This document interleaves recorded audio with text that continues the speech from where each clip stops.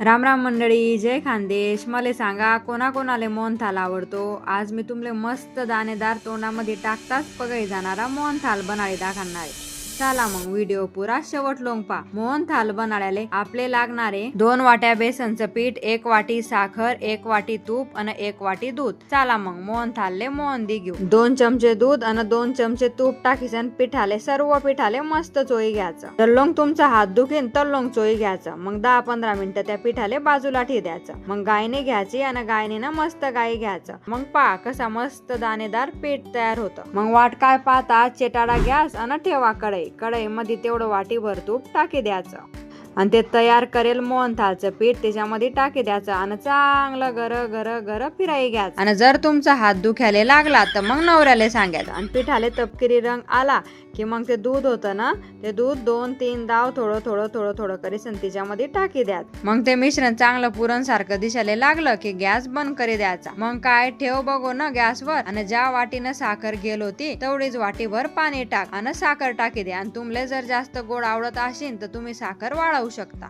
मग काय मस्त गरम पाक त्या मिश्रण मध्ये टाकी द्यायचा आणि पाक चांगला आटाव द्यायचा जसं व्हिडिओ मध्ये दाखवलेले तसं. मग मस्त एका ताटलीले नाही तर चौकोनी डब्याले तूप लाई घ्यायचं आणि ते मिश्रण चमच्यानं नीट सेट करी घ्यायचं.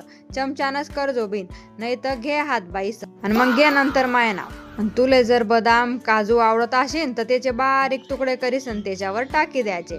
मग काय मोहनथाल मस्त 5-6 घंटे सेट होऊ द्यायचा आणि त्याला चौकोनी तुकड्यांमध्ये मस्त काठी घ्यायचं चाकून. आणि मग काय शेपाल मग बावड्या.